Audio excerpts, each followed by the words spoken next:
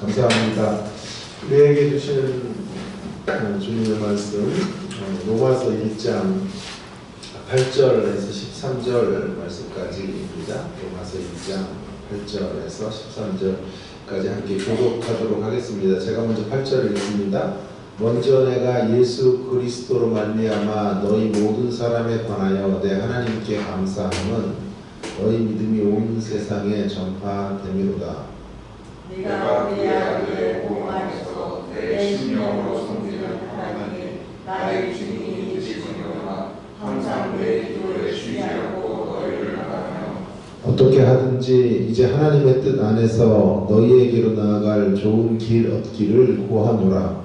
내가 너희 복기를 간절히 원하는 것은 어떤 신령한 은사를 너희에게 나누어 너희를 경고하게 하려 하니 이는 곧 내가 너희 가운데서 너희와 나의 믿음으로 말미암아 피차 아니함을 얻으려 함이라.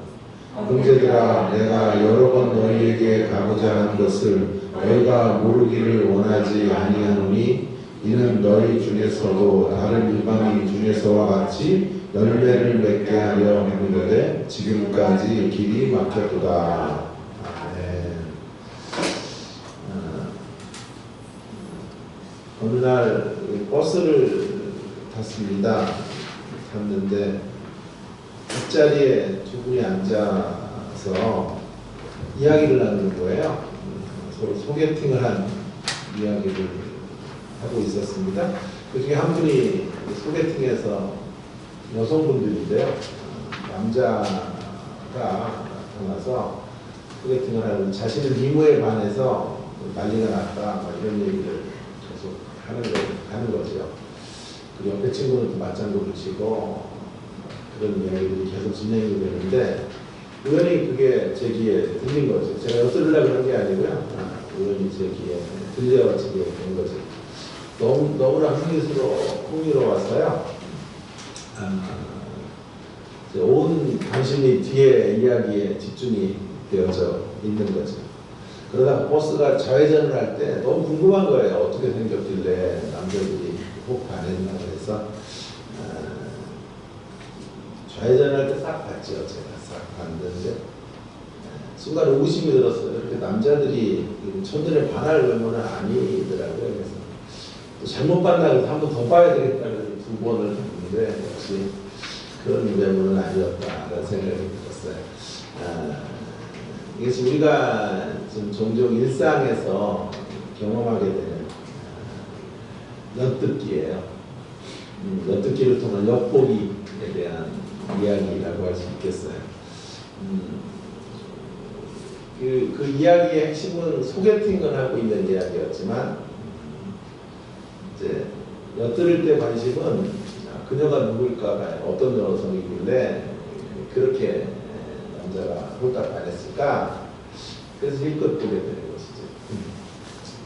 여러분들 최근에 이제 교육이나 말씀 사역에 있어서 많이 중요하게 여기는 것 중에 하나가 진리 전달 양식 방식인데요. 그 전달 방식 중에 많이 이제 개발이 되고 있는 게 바로 엿듣기 방식이에요. 엿듣기 방식. 오버 히어링이라는 건데요. 직접적인 전달보다 이 간접적인 전달. 그러니까 엿듣기에 만약에 할 수 있다면 훨씬 더 효과가 클 거라는 거예요. 간접적으로 들을 때 호기심이 창출이 되죠. 큰 소리로 직접적인 이야기를 듣는 것보다 훨씬 재미가 있고 흥미를 창출할 수 있다. 그래서 그런 교육의 방법과 설교의 방법들을 계속 개발해 가고 있는데요. 여러분 역사도 보시면 아시는 것처럼 이렇게 정사라 그러죠. 원래 국가가 직접적으로 관여해서 만든 역사의 기록들을 통해서 역사 이야기가 전개되는 정사도 재밌지만요. 구전과 민간으로 전해지는 야사가 사실은 더 재밌고요. 어떤 일들의 뒷이야기들이 참 흥미롭지 않습니까? 성경도 바로 그런 면들을 갖고 있다라고 있다라고 하는 건데요. 제가 지난주에 이제 울산의 방어진 교회라는 교회, 이제 1000여 명 정도 모이는 교회인데요. 거기서 집회를 했습니다. 집회를 했는데 제가 묵었던 호텔이 그 김태희 씨 부모님이 이렇게 호텔을 지었다 그래요. 그래서 개장을 했는데 딸 잘 둬가지고 정말 어마어마한 호텔을 그 바닷가에다가 이렇게 지었는데요. 늘 거기 앞에서 식사를 하고 이제 그렇게 지냈는데 거기 울산 일경이 그 앞에 있더라고요. 울산 일경이 있는데 울산 일경에 거기를 지나가다 보면 거기 돌이 하나 있대요. 큰 돌이 있는데 그 돌이 손양호 목사님이 기도하셨던 돌이라 그래요. 그건 이제 정사는 아니고요. 교인들의 입에서 구전으로 이렇게 전달돼요. 이 방어진 교회의 4대 목사가 손양호 목사님이었어요. 그래서 손양호 목사님이 늘 기도하셨던 것이 저곳이다 해서 교인들의 입의 입을 통해서 전달이 되는 것이죠. 그래서 부교육자들이 가끔 산책을 할 때 거기 손양호 목사님 기도했다는 성도들이 말해준 곳에서 늘 무릎을 꿇고 기도를 한다, 이제 그런 얘기를 저에게 해줬어요. 그러니까 저에게는 울산 일경보다 더 흥미로운 대목은요, 손양호 목사님이 기도하셨던 그 돌은 거기 가보고 싶은 그런 생각을 제가 갖게 된 것이죠. 이런 측면에서 뭔가를 이제 야사 같은 거죠. 이런 게 훨씬 더 흥미롭고 재미있다라고 말할 수 있겠어요. 오늘 본문도 제가 좀 엿듣기의 형태로 엿듣기의 일환으로 엿보기를 좀 해보려고 해요. 왜냐하면 저에게 중요한 것은 성경에서 물론 성경의 정보가 중요해요. 성경의 내용이 어떤 내용인가 하는 것도 중요한데 이것만큼 중요한 것이 저에게는 심령에 부딪혀오는 실존화 내지는 사건화, 본문이 사건이 돼서 내게 들어와야 되거든요. 오늘 본문에는 사실은 그런 의미에서 로마서 같은 본문들은 참 우리가 너무 이렇게 잘 알고 있는 본문들이죠. 이런 본문들의 정보를 주는 것도 필요하지만 그 본문을 어떻게 우리 안에 실존화하고 내면화하고 사건화할까 하는 것에 관심이 더 있기 때문에 이런 지도를 좀 고민을 하면서 제가 만들어 보게 되었습니다. 오늘 본문의 내용을 엿듣기 모드로 이렇게 좀 전환해 보니까 저에게 지금 흥미로운 대목은 이런 대목이더라고요. 사도 바울이 지금 로마 교회를 개척을 하지 않았거든요. 로마 교회는 이미 자생적으로 어떤 형태로 존재하고 있었는데 그 로마 교회를 가고 싶어 하는 거예요. 지금 너무 열망하고 있는 바울의 모습들을 보게 되는 거죠. 그래서 이제 사실 여기 뭐 설교거리도 없어요. 로마 교회를 가보고 싶었던 사도 바울의 이야기. 그 우리에게 뭐 큰 연관고리가 사실은 있지는 않죠. 자, 그래서 이제 로마 교회를 향한 방문 계획이나 목표, 목적들을 초점을 두기보다 거기서 좀 엿보니까 이 본문의 이야기를 어떻게 되면서 느끼는 거는 인간이 누구냐라는 물음에 답을 주고 있더라고요. 말씀의 제목이 방문계획으로 엿보는 인간은 누구예요? 인간은 누구인가? 라고 하는 것이고 특별히 사도 바울이 하나님 앞에서 누구인지 또 타자와의 관계에서 누구인지 물음에 이제 이런 부분에 엿보기를 통해서 답을 얻을 수 있을 것 같고 이것들이 규명이 되고 나서 이제 인간은 무엇으로 사는가, 무엇으로 살아가야 하는가, 신자는 무엇으로 살아야 하는가라는 최종적인 답에 이르도록 그렇게 하겠습니다. 그래서 먼저 인간이 누구인가를 두 국면으로 하나님 앞에 선 인간, 타자 앞에 선 인간에 대한 이야기를 이제 하게 되는 거죠. 먼저 하나님 앞에 선 인간의 모습을 좀 한 네 가지 흐름으로 제가 정리를 해 놓았습니다. 로마 교회를 먼저 방문하기 원해 사도 바울은 로마의 교인들을 몹시도 보고 싶어 하는데 자신이 직접 설립한 교회는 아니지만 8절에 보시면요, 이 로마 교회의 소문이 온 세상에 퍼졌던 것 같아요. 그래서 참 감사한 대목이라 말하면서 너희 믿음이 온 세상에 전파되리로다. 너희 믿음이 온 세상에 좋은 소문으로 나아가고 있는 것이 들려진 거죠, 사도 바울에. 너무 매력적인 거예요, 로마 교회가. 로마 교회 교인들을 꼭 만나고 싶은 거죠. 그로 인해서 9절, 그 소문 때문에 사도 바울이 참 대단한 게 자기가 직접 연관이 되지 않은 교회인데 그 교회가 잘하고 있다는 소식을 듣고 기도를 하는 거예요. 기도를 항상 내 기도에 쉬지 않고 너희를 말했다고 말하죠. 기도를 하는 중에 10절에 가보세요. 10절에 가시면 어떻게 하든지 너희에게로 나아갈 길 얻기를 구하노라. 기도 중에 좋은 소문을 들었죠. 그 소문과 함께 사도 바울은 자기와 관련된 교회가 아님에도 기도를 시작했고 계속 기도하는 가운데 로마 교회를 꼭 가야 되겠다라는 어떤 응답이나 이런 것들을 가지고 있었던 것 같아요. 여기 잠시 좀 우리가 생각해야 될 것은 그럼에도 불구하고 기도로 나아가려고 했는데 13절에 보시면 그 길이 많이 막혔다 그래요. 그죠? 형제들아 내가 여러 번 너희에게 가고자 하는 것을 너희가 모르기를 원하지 아니하노니 이는 너희 중에서도 다른 이방인 중에서와 같이 열매를 맺게 하는 건데 지금까지 길이 막혔어. 길이 막혀 있었어. 뿐만 아니라 15장에도 가보시면 이런 이야기가 또 한 번 들리되거든요. 15장 22절을 한번 볼까요? 15장 22절에 가면 역시 길이 막혔던 이야기를 하고 있죠. 그러므로 또한 내가 너희에게 가려 하던 것이 여러 번 막혔더니 이제는 이 지방에 일할 곳이 없고 또 여러 해 전부터 언제든지 서바나로 갈 때에 너희에게 가기를 바라고 있었습니다. 지나가는 길에 너희를 보고 먼저 너희와 사귐으로 얼마나 기쁨을 가진 후에 너희가 그리로 보내주기를 바랍니다. 그러니까 사도 바울은 기도 중에 이 로마 교회가 서바나, 스페인 선교, 그가 생각했던 땅끝에 이르게 하는 일에 그 선교를 하는 일에 유익한 도움을 주고 선교 후원 교회가 돼야 되겠다라는 확신을 얻게 된 거예요. 시도를 했는데 여러 가지 바쁜 일정들 또 상황들 때문에 못 가게 됐죠.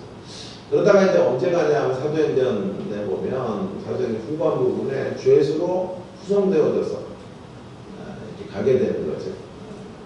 그래서 겉으로 보면 죄수지만 그 보호를 받으며 군인들의 보호를 받으며 이렇게 로마에 입성을 했고 AD 313년에 로마가 이제 국교로 기독교를 승인을 한 걸 보면 이 로마 교회가 어마어마한 역할을 했던 것을 우리는 이제 알게 되는 것인데 여기서 잠시 우리가 좀 이렇게 격기로 나가는 것도 같지만 잠시 좀 중요한 대목을 좀 생각해 볼 필요가 있겠는데요. 사도 바울의 이런 자세가요, 우리들이 생각하는 이런 현대 어떤 직통 계시파 같은 사람들하고는 너무나 결이 다르다는 것을 우리는 여기서 배우게 되죠. 하나님의 뜻을 마치 정뱉을 것처럼 이렇게 선언하고 선포하고 따끈따끈 하나님의 어떤 음성을 전해줄 수 있는 사람들이 이상하게도 많아요. 특별히 한국에 그런 사람들이 많은데 그 사람에게만 가야 하나님의 음성을 들려준다고 생각하는 건데 사도 바울의 모습은 그런 모습이 아니에요. 사도 바울은 하나님의 뜻 가운데 로마로 가기를 원하지만 계속 그런 길들이 막혀요. 그죠? 우리의 현대 직통계시파들하고는 좀 질이 다르죠. 하나님을 어마어마하게 누린 사람이지만 그는 하나님의 주권을 파괴하지 않아요. 하나님께서 하나님의 뜻을 하나님의 방법으로 때가 되면 이루실 것을 기대하면서 계속 길이 막히지만 그의 소원과 기도가 차단되는 것 같은 현실을 만난다고 말하잖아요. 그럼에도 계속 추구해 가고 있고 그런데 하나님의 주권적 승리 가운데 로마에 이제 죄수의 몸으로 가게 되는 자리로 나아가게 된 것을 보게 되는 거죠.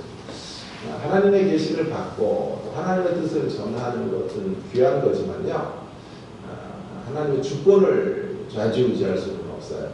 바울은 기도하며 간청하는 일을 했을 뿐, 그 일을 허락해 주시는 분이 오직 하나님이시라는 것을 철저하게 인정하면서 이야기하고 있고요. 기독교 신앙의 역사 중에 가장 위대한 영웅 사도 바울이에요. 하나님에 대한 깨달음과 누림으로 그런 영적 체험을 능가할 수 있는 사람은 역사 이래로 없어요. 그럼에도 불구하고 내가 기도로 응답받았으니 다 됐다 이렇게 말하지 않아요. 내가 여러 번 너희들에게 가려고 했지. 이런저런 사정으로 이루를 할 수 없는 하나님의 큰 주권적 계획 안에서 길이 막혔다. 그리고 아직 이제 로마서를 쓸 때도 그 길이 막힌 상황 가운데 놓여져 있었음을 그는 상수라고 있죠. 사도 바울이 이 정도라고 하면 여러분 우리 같은 범인들은 어때야 될까요?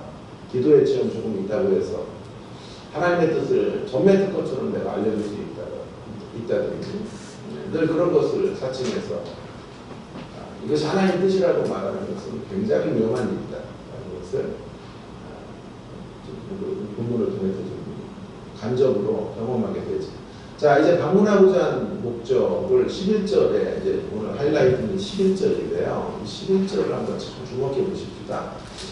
11절을 한번 같이 읽어보겠습니다. 시작. 내가 너희 보기를 간절히 원하는 것은 어떤 신령한 은사를 너희에게 나누어주어 너희를 견고하게 하려 함이니. 이제 사도 바울은 로마 교회의 소문을 듣고 기도가 생겼고 또 가보고 싶은 열망들을 하나님 앞에 올려드렸는데 그 이유를 말해요. 왜 가고 싶은고 하니 로마 교회를 방문해서 어떤 신령한 은사를 너희에게 나누어줘 너희를 견고케 하고 싶다라고 하는 건데 두 단어를 생각해 봐야 돼요. 신령한 은사가 무엇이고 견고케 함이라는 두 말을 좀 생각해 봐야 되는데 신령한 은사를 주고 싶다고 말했는데 신령한 은사가 무엇일까? 매우 어려워요. 이 학자들의 견해가 수없이 갈리는 대목 중에 어쩌면 1장에서 제일 어려운 대목이 신령한 은사, 그 은사가 뭘까라고 하는 것이 해석이 어려운데요. 어떤 이들은 고린도전서 12장 같은데 여러 은사 목록들이 있잖아요. 방언, 예언, 경고침, 이런 은사, 그런 은사들을 나누어 주려고 가려고 했다라고 주장하는 사람도 있는데 사도 바울이 은사를 말할 때 신령한이라는 단어를 연결하는 경우는 여기밖에 없기 때문에 그게 과연 좀 낯설지 않나 그런 이야기들을 하면서 설왕설래해요. 첫 번째 견해에 대해서. 또 두 번째 이런 견해도 있어요. 사도 바울이 그들에게 나아가서 이제 결과적으로 펼쳐지게 될 결과로서 로마 교회가 영적인 어떤 축복을 받게 되는 거예요. 그래서 그걸 염두에 두고 은사라는 말을 영적인 축복이라고 말하는 분도 있어요. 뭐 그럴 수도 있겠죠. 세 번째 견해는 은사를 복음이라고 말하는 분도 있어요. 복음을 나눠주려고 하는 것이었다. 로마서의 목적이 복음의 재발견이거든요. 복음을 새롭게 발견해서 복음을 재발견하면 어떻게 될까요? 자, 제가 잠시 한번 생각해 보세요. 제가 첫 시간, 둘째 시간에 서론을 하면서 그런 얘기를 많이 드렸는데 복음을 재발견하면 기존의 복음과 사도 바울이 이제 로마서를 통해 쓰려고 했던 복음의 이제 어떤 결을 새롭게 느끼면 어떤 차이가 생길까요? 어떤 결과들이 생길까요?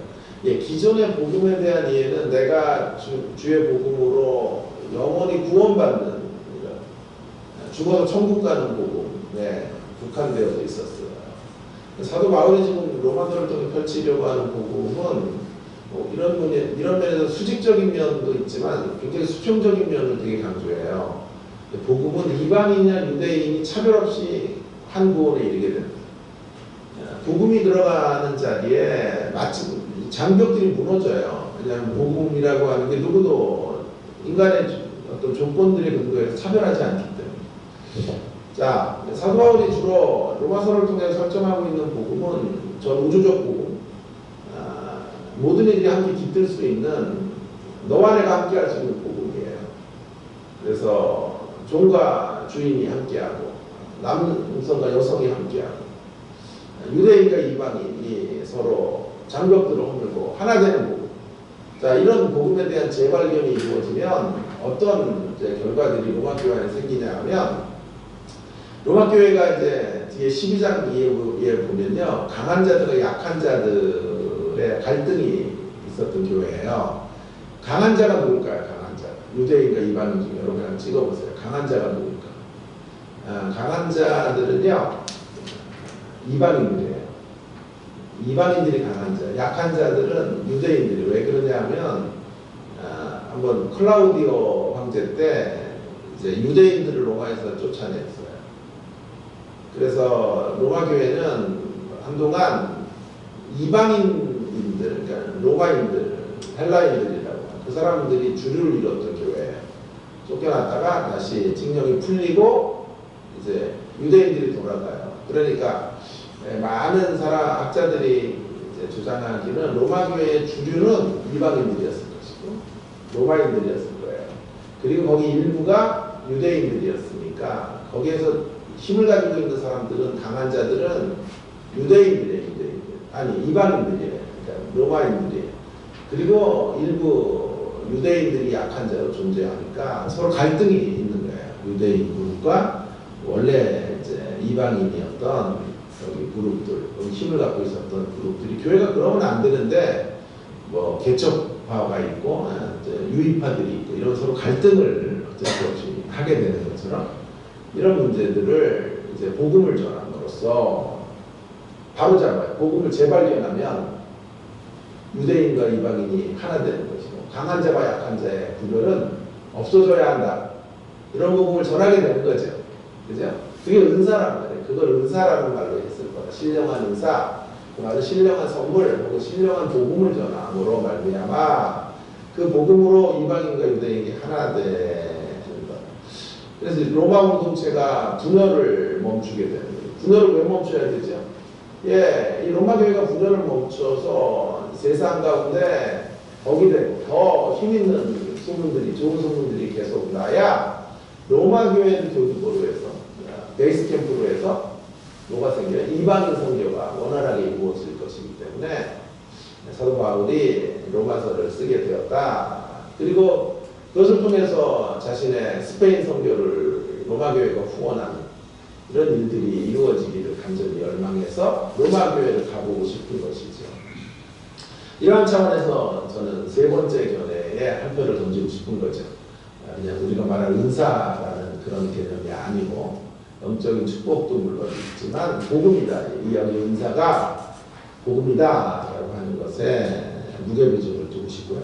거기 저명한 학자 중에 토마스 슈라이너라는 사람이 그런 이야기를 하는 거예요. 그래서 이 사람들이 복음으로 이걸 설정하는, 빨리 읽어볼게요. 제가 로마 그리스도인들은 바울의 복음을 이해할 필요가 있었으며, 이 복음은 제가 지금 했던 설명이에요. 그리스도 안에서 유대인과 이방인이 하나됨을 선포하는 복음이에요. 사실은 내가 영원히 구원받는 복음 이런 정도의 복음이 아니고요. 그런 결도 있지만 또 하나의 결은 이방인과 유대인의 수평적인 우리의 삶의 지평에 하나됨이 이루어지는 복음이에요.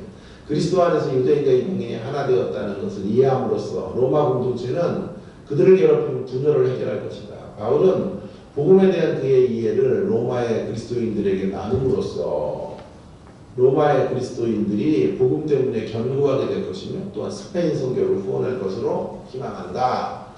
자, 토마스 슈라이너의 견해가 맞다면 여기 은사는 복음인 거죠.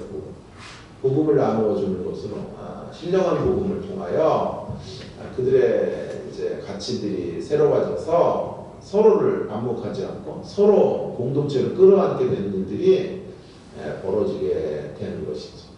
자, 그래서 그 결과는 더 선명해요. 그래서 서로를 그 교회가 견고해지고 로마 교회가 더욱 견고하게 서야만 선교의 교두보가 확보될 수 있다고 생각합니다. 그러니까 신령한 은사가 무엇인지에 대한 논란은 있지만 그 목적이 로마 교회를 견고하게 세워주기 위해서 갔다라고 하는 것에는 이견이 없어요. 자, 신령한 은사를 매개로, 그러니까 복음을 매개로 교제함으로써 견고해지기를 원했던 거죠. 이런 차원에서 교회는요, 동호회가 아니에요, 사실은. 교회는 서로 즐겁고 인간적 교제들을 통하여 만나는 것이 아니에요. 그 인간적 교제는 반드시 균형이 이루어져요. 어느 시점에서는 그것이 서로를 견고하게 세워내지를 못해요. 그래서 반드시 교회의 교제라는 건 복음을 매개로 신령한 은사를 매개로 더욱 든든하게 세워져 가요. 그런 모습으로 이어져 가야 된다라고 말할 수 있겠어요. 자, 이제 첫 번째 교훈의 핵심은 세 번째 제가 적어놓은 것인데, 그런데요. 자, 이제 사전 정지 작업이 끝났기 때문에 첫 번째 주제의 핵심 내용으로 달려가 보겠습니다. 11절을 다시 보면요. 신령한 은사를요. 그것이 무엇이든지 간에 신령한 은사를 사도 바울이 나누어 주겠다 그러잖아요. 그죠? 내가 가서 그걸 주겠다 그러잖아요. 표면상으로는 그렇게 들려요. 근데 이런 이야기가 이제 기독교 신앙의 전체적 가르침과 이렇게 결을 같이 하나요? 저촉이 되나요? 이 저촉이 돼요. 왜 그러냐 하면요. 좀 불편해요. 이런 구절이요. 여러분 불편하게 안 읽으시니까 제가 좀 그런데요. 불편한 거예요. 이게. 너희에게 은사를 나누어줘. 주체가 누구예요? 누가 나눠주겠다는 거예요? 지가 나눠주겠다는 거예요. 지가 아니라 사도 바울이 나눠주겠다는 거 아니에요? 그죠? 제가 이렇게 좀 온화한 사람이 아니라서 자꾸 이렇게 툭툭 튀어나와요. 지가 그러고. 자, 사도 바울 선생님께서 나눠주겠다 이러는 건데, 여러분 이런 게 좀 그렇게 좋은 표현이 아니잖아요. 이 은사 누가 주는 거예요? 하나님이 주시는 거죠. 근데 자기가 주겠다고 하잖아요. 그래서 이게 불편해요. 그래서 이제 이런 이야기를 엿들어야 돼요. 듣고 더 깊이 이면의 이야기가 뭘까 하는 것들을 이제 좀 생각을 해봐야 돼요. 표면적으로는 이 말이 오해가 될 수 있는 말인데요. 더 깊이 들어가 보면요, 이 말은 자기 자신이 주권적인 은사를 하나님이 주셔야 되는 것을 내가 나눠줄 수 있다. 그러면 오늘 집토 게시파들이거든. 집회에 무조건 오면 자기가 언제든지 하나님의 신유의 은사를 언제든지 무슨 하나님의 뜻을 알려줄 수 있다. 이렇게 가는 거거든요. 근데 사도 바울은 그런 결의 사람은 아니었죠. 자, 그래서 이제 여기서 이제 우리가 좀 깊은 생각을 해야 돼요. 여기는 이제 이렇게 읽어야 돼요. 그렇게 내가 하나님의 자리를 월권에서 얼마든지 뭔가를 나눠줄 수 있다는 얘기가 아니고요. 이 이야기를 좀 깊이 읽어보면요. 이런 뜻이 아닐까요? 은사를 갖고 있는 사람이 됐다는 거예요. 줄 것이 있다는 거예요. 줄 것이. 나는 줄 것이 있는 사람이라는 뜻이 아닐까요? 하나님 앞에 서 있다는 거예요. 하나님 앞에 서 있다라고 하는 말은 무슨 말입니까? 뭔가를 줄 수 있는 사람이 된 거예요. 뭔가를 줄 수 있는 사람이 되었다는 말은 뭔가를 받은 사람이죠. 뭔가를 누리고 있는 사람이에요. 우리가 본문을 엿보면서 방문 계획에 대한 이야기를 살짝 엿들으면서 우리 이런 이야기들을 건져낼 수 있어야 돼요. 하나님 앞에서는 인간, 하나님 앞에서 우리는 뭔가를 대단한 것들을 받고 있고 누리고 있는 사람들이다 라는 것을 엿들을 수 있어요. 그렇다고 하면 이 엿듣기가 꼭 필요해요. 이런 부분에서. 왜냐하면 우리가 잘못 오해될 수 있는 이야기들을 이제 해석할 수 있는 특단의 조치가 될 수 있기 때문에 그래요. 사도 바울은 지금 신령한 은사를 나누어 주려고 한다라고 말했는데 그 말에 진 의도는 진짜 의도는요. 하나님 앞에 선 인간은 신령한 세계를 가지고 있다. 신령한 세계에 눈뜨고 있다라는 것을 전제하고 있는 말이에요. 육의 세계가 전부였던 사람에서 이제 영적인 세계에 눈 떴다라는 말이죠. 우리는 그런 이야기들을 본문에서 좀 엿들을 수 있는 것이죠. 이제 우리에게 남겨진 과업이라는 건 뭐냐면요. 눈을 떴으니까요. 새로운 세계가 우리 가운데 열렸으니까요. 이제 시력을 회복하는 길.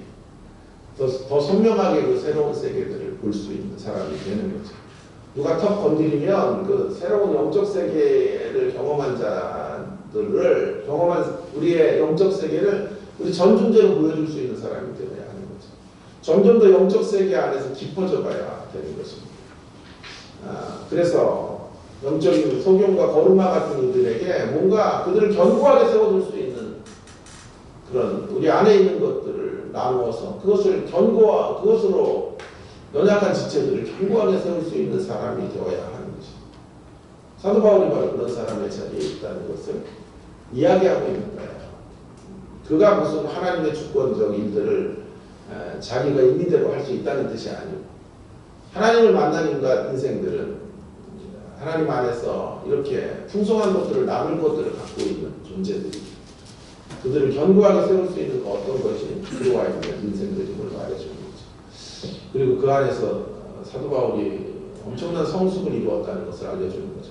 요한복음의 니고데모 이야기로 다시 한번 돌아가면요. 요한복음의 니고데모는 3장에서 그리스도를 만나요. 그리고 멈추지 않고 7장으로 가면 7장 45절에서 52절에 가면 예수님을 변론하는 자리로 갔고요. 19장 39절에서 42절로 가면 예수님의 장례를 치르는 일에 그가 죽음의 자리를 함께 걸어가고 있어요. 여러분, 우리는 지금 어디에 있습니까? 우리는 지금 3장에 있나요? 7장에 계신가요? 19장에 이르셨는지 묻고 싶어요. 사도 바울은 지금 하나님 앞에 선 인생으로 19장 정도에 이르고 있는 거예요. 그러니까 요한복음으로 말하면 요한복음 19장 정도, 니고데모 이야기를 빗대서 말하면 3장을 지나 7장을 건너 19장 정도의 자리에 지금 와 있는 인생이 된 거죠. 이런 이야기를 제가 조금 더 이제 확장하기 위해서 어디로 본문을 연결하고 싶으냐면 사도행전 9장으로 좀 연결해 보려고 해요. 사도행전 9장에 이제 사도 바울은 다메섹에서 그리스도를 만나요. 새 역사의 분기점 가운데 이제 들어오게 되는데요. 주님을 만나서 로마서로 말하면 그래서 주님을 만나 뭘 갖게 되죠? 신령한 은사를 갖게 된 거예요. 주님을 만나는 사건으로 신령한 은사가 그에게 들어온 거죠. 복음이 들어온 거죠. 예수가 들어온 거죠. 그거 전부가 아니에요. 이제 사도행전 9장에서 로마서 1장을 연결해 보자고요. 그래서 오늘 제가 또 국내 최초로 사도행전 9장과 로마서 1장을 지금 연결하려고 하는 건데 사도행전 9장에서 주님을 만났던 바울은 로마서 1장에서는 9장에서 신령한 은사를 경험하고 이제 로마서 1장 오늘 본문에서 신령한 은사를 나눠줄 수 있는 사람이 되는 거예요. 그죠? 자동으로 은사를 갖고 있기 때문에 줄 수 있는 건 아니에요. 그것으로 다른 이들을 견고하게 하는 건 아니에요. 우리가 예수님 믿었다고 자동으로 다른 이들이 영향을 받는 것은 아니잖아요. 그러니까 그 과정에 뭔가 있어야 돼요. 그러니까 사도행전 9장에서 주님을 만나고 로마서 1장으로 오기까지 그 안에 어떤 비밀이 있어요. 그렇게 복음의 비밀을 알게 된 사람이 복음의 비밀을 나눌 수 있는 사람이 되었던 그 길목은 무엇이 있었을까? 이런 질문을 제가 좀 던져보게 된 거죠. 그리고 추적해 들어갔더니 9장 9절이 있더군요. 9장 9절. 사도행전 9장 9절을 한번 잠시 그 앞에 사도행전이 있으니까요. 한번 펴보세요. 9장 9절을 같이 한번 읽어볼까요? 그리스도를 만난 후에 사도 바울이 어떻게 되었는가. 거기 안에 이제 그가 신령한 은사를 나눠줄 수 있는 사람의 비밀이 나와요. 9장 9절에 이런 말이 있어요. 한번 같이 읽을까요? 9장 9절 시작. 사흘 동안 보지 못하고 먹지도 마시지도 아니하니라.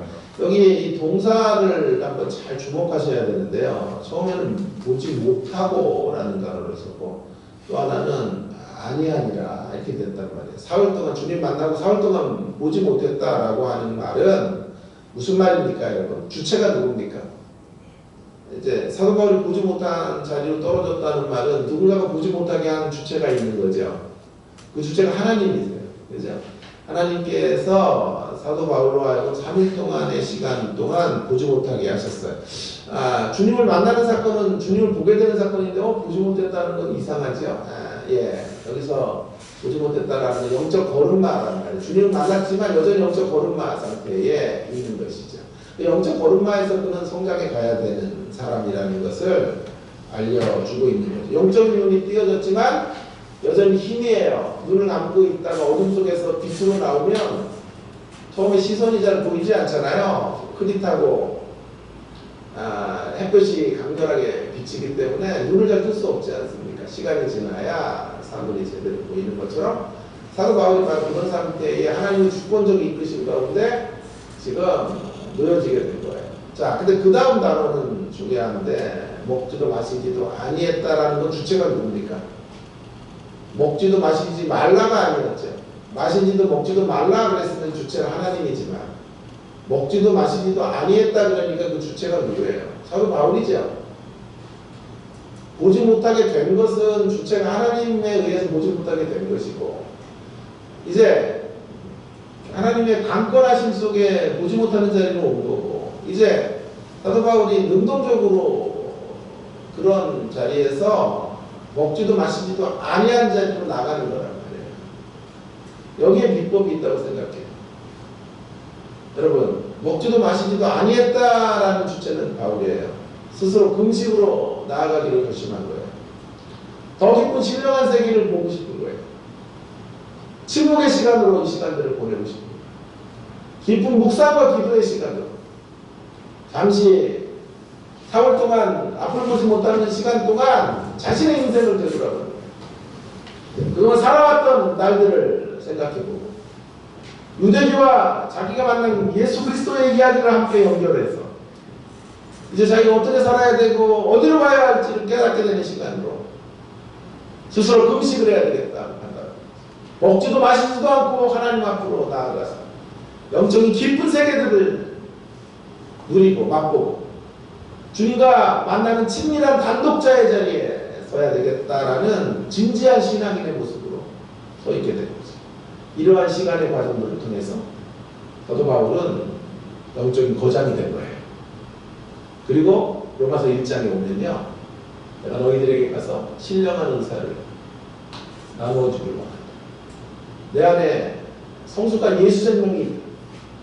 복음의 강력한 능력이 내 안에 작동하고 있다는 것을 이야기하고 있는 것이죠. 저는 지금 다시 강조합니다. 국내 최초로 사도행전 9장 9절과 로마서 1장 11절의 콜라보 연주를 8분 앞에서 하고 있는 거예요. 국내 최초. 네, 그만합시다. 자, 어쨌든 첫 번째 메시지, 엿듣기를 통해서 첫 번째 메시지는 이것이야. 하나님 앞에서 인간의 모습, 인간이 누구인가. 자, 다음에 두 번째 이야기는요. 시간이 많이 갔지만 빨리 정리합시다. 두 번째 이야기는 이제 타자 앞에서 인간의 모습이에요. 우리가 이 본문을 방문교회로 엿들어 보니까요. 타자 앞에서 인간의 모습이 나타나요. 타인들 앞에서 인간의 모습. 사도 바울이요. 보세요. 11절과 12절 안에 사도 바울의 어쩌면 인간적인 용모가 여기 보여요. 이걸 느낄 수 있으면 본문을 좀 재밌게 들여다보는 건데요. 11절에서 12절로 갈 때 사도 바울이 뭔가를 바로잡으려고 해요. 뭘 바로잡으려고 그럴까요? 아까 제가 설명했던 그것을 바로잡으려고 해요. 11절로 딱 읽으면 지가 뭐라고 말이야 은사를 나눠줘. 그렇게 될 거 아니야. 그죠? 그러니까 12절에 부연설명을 하는 거예요. 부연설명. 이 말의 뜻은 1차적으로는 나에게 복음이 있다. 풍성한 예수 생명의 복음이 신령한 복음이 내 안에 있고 줄 것이 있다. 그 얘기를 하고 싶은 거야. 아니면 사도 바울이 오늘 좀 고마워할 날이에요. 제가 이거 사도 바울의 진리를 지금 11절의 진리를 풀어서 드리려거든요. 천국 가면 하면 바울이 제일 먼저 나오거든요. 나와서 고맙다고 11절을 오해하지 않도록 잘 12절에 이제 바울이 또 이제 부연 설명을 해요. 그게 무슨 뜻이냐면 이는 내가 너희 가운데서 너희와 나의 믿음으로 말미암아 피차 아니함을 얻으랴. 내가 뭐 일방적으로 준다는 거 아니고 서로 피차 함께 쌍방적으로 서로 위로를 얻기 위한 거야. 오해하지 않기 바랍니다. 이렇게 얘기하는 거거든요. 실상은 서로 주고받아야 되는 거야. 이런 얘기를 하고 있는 거거든요. MBTI로 말하면 사도 바울의 기질은 철저한 이형이에요. 이형. 외관형이고 외적으로 아웃고잉의 스타일로 다가가는 사람이고 뒷집지 모르는 정열로 일을 만들어가고 그렇게 돌파해가는 사람이란 말이에요. 그런데 11절과 12절 사이에 사도 바울의 소심함을 봐요. 부연설명을 알고 있잖아요. 그래서 기질적인 I형은요, I형의 모습이 있어요. 여기. 그래서 제가 적어놓은 거예요. 근데 저는 그건 신앙적 I형이다. 이렇게 적어놨어요. 제가 만든 표현이에요. 신앙적 I형. 기질적인 I형은 저가 기질적으로 I형이잖아요. 호불호가 갈리죠. 어떤 사람은 I형 답답해. E형이 좋아. 이렇게 그럴 수 있지만 신앙적으로는 우리 모두 I형의 측면을 갖고 있어야 돼요. 반대로 신앙적으로 E형의 외향적인 측면도 신앙적으로 반드시 필요해요. 지금 제가 I형, 신앙적으로는 반드시 I형의 대목을 한 대목 가져야 된다는 것은 바로 이런 얘기예요. 영적 섬세함이 있어야 돼, 신앙은. 영적 섬세함과 부연 설명 같은 걸 꼭 해줘야 돼요. 사도 바울은 스케일이 큰 사람이에요. 그 면에서는 E형인데 아주 세심해요. 아주 디테일해요. 이런 11절을 오해할 것 같은 마음이 사도 바울 안에 들어왔기 때문에 12절에서 배려해주고 있는 거예요. 부연 설명하면서 디테일하게 지금 이 말의 뜻이 무엇인지를 설명하고 있는 거죠. 자, 여기서 이제 두 번째 이야기가 나오게 됩니다. 단지 그는 주는 사람이 아니라 주고받는 사람, 기브앤테이크 이야기를 하고 있는 거예요. 사도 바울은 지금 뭔가 줄 수 있는 사람이기는 해도 결단도 주기만 하는 사람은 아니라고 말하고 있는 거예요. 이 말은 좀 뉘앙스가 달라요. 줄 수 있는 사람이 됐다는 건 첫 번째 교훈이에요. 줄 수 있는 사람이 되었다는 말과 주기만 하는 사람이라는 말은 전혀 다른 말이에요. 우리가 뭔가 상대에게 줄 수 있는 사람이 되었다라고 하는 말은 남을 위해 희생하고 이제 성숙한 자리에로 나아가게 되었다라는 뜻이죠. 그 말의 뜻이 언제나 나는 주는 것으로만 사명을 감당하는 사람이라고 말하는 것은 아니에요. 왜냐하면 나는 그저 주기만 하는 사람이라고 하면 어느 순간에 억울함이 폭발해요. 나는 참고 희생하고 남의 짐을 지고 다른 이들에게 베푸는 일만 하는 사람이라고 신자가 규정이 되면 한참을 참다가도요. 참다가 폭발하는 지점이 생겨요. 반드시 인간. 9번 참다가 10번째 폭발해요. 그리고 그때는 진짜 길길이 날 때요. 내가 9번이나 참았는데 너 인간이야? 이렇게 가는 거거든요. 그렇게 되면 그 9번은 참은 게 아니라 벼른 거예요. 9번 벼르다가 10번째 이제 자기 기질이 폭발하게 되는 거죠. 그것은 우리가 나가야 될 길이 아니에요. 절대 오해하시면 안 돼요. 사도 바울은 지금 나는 너희에게 위로를 주러 가는 사람이다 라고만 말하지 않아요. 위안을 너희들로 하여금 또 받아야 돼. 내가 주고 또 너희들을 통해서 피차 안위함을 얻기 위해서 나는 너희들에게 나아가고 싶다라고 말하는 거죠. 우리가 아는 것처럼 사도 바울은 어떤 인생도 경험할 수 없었던 3층천에 갔다 왔던 사람이 영적인 체험이라면 그를 능가할 수 있는 사람은 역사상 감이 없다라고 말해도 틀리지 않아요.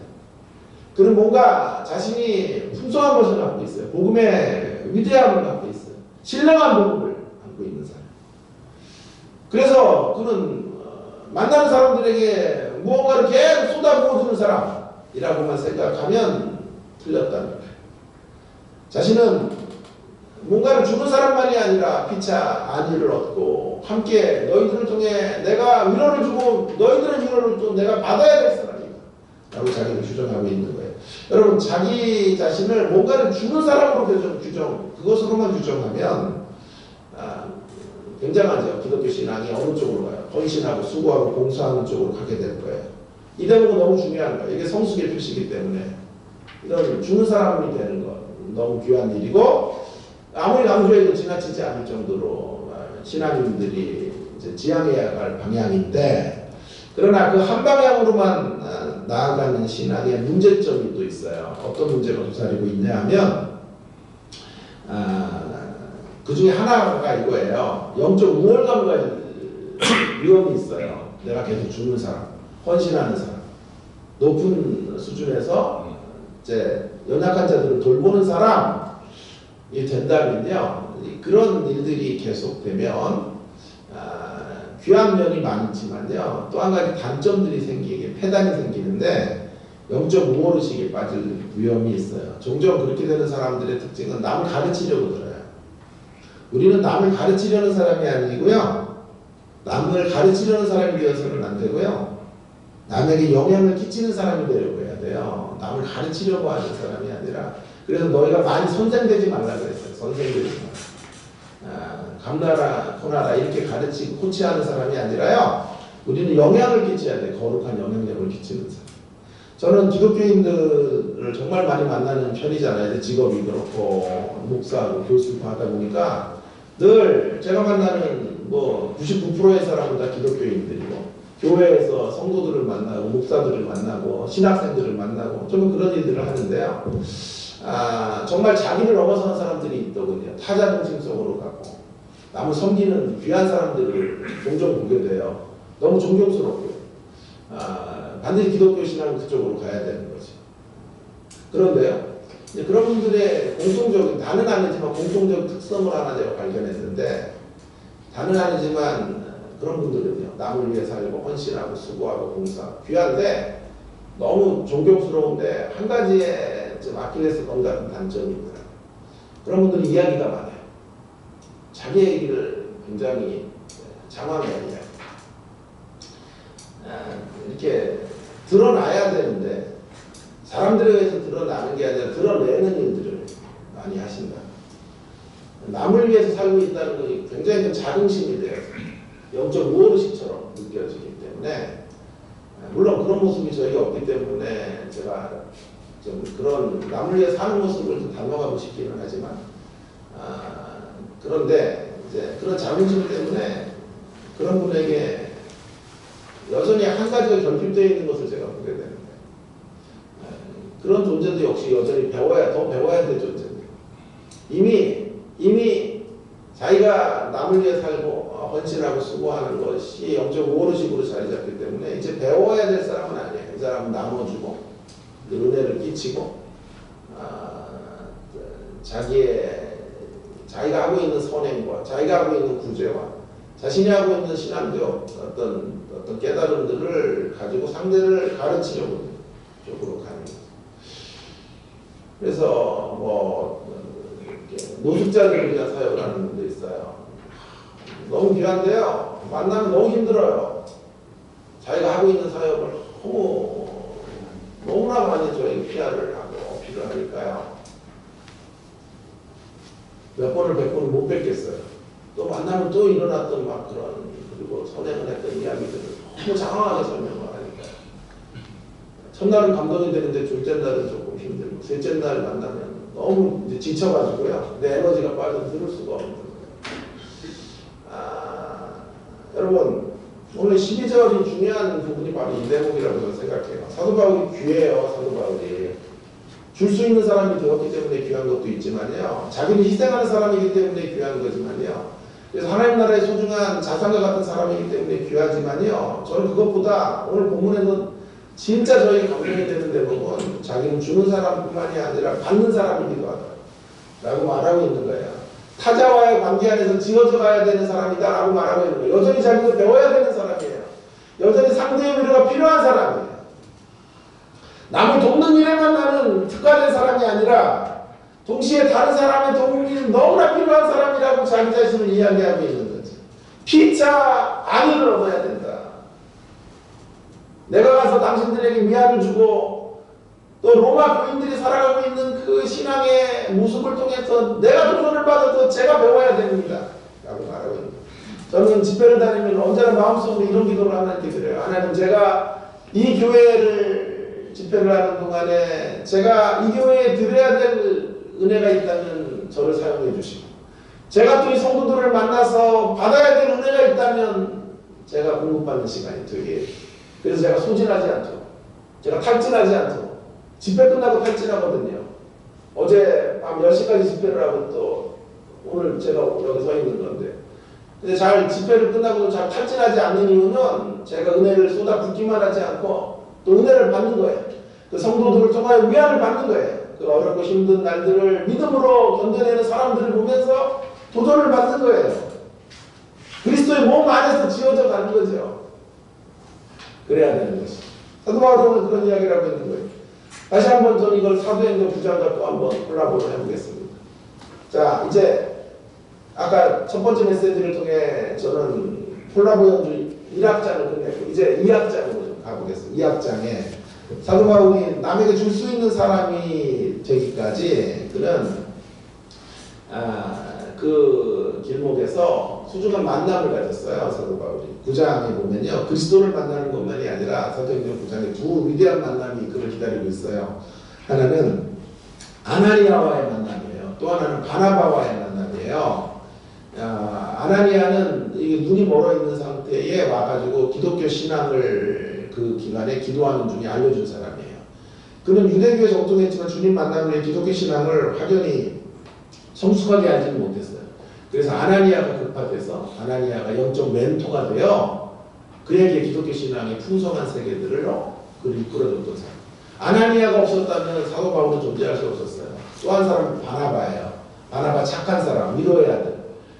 그래서 사도 바울이 변했다고 하지만 사람들이 안 믿어줘요. 저 사람 우리 밖에 있던 사람인데 우리 죽이려고 지금 또 수작 부리는 거야 라고 말할 수 있단 말이에요. 그때 바나바가 인격과 덕망이 있는 사람이니까 곳곳에 서가지고 사도 바울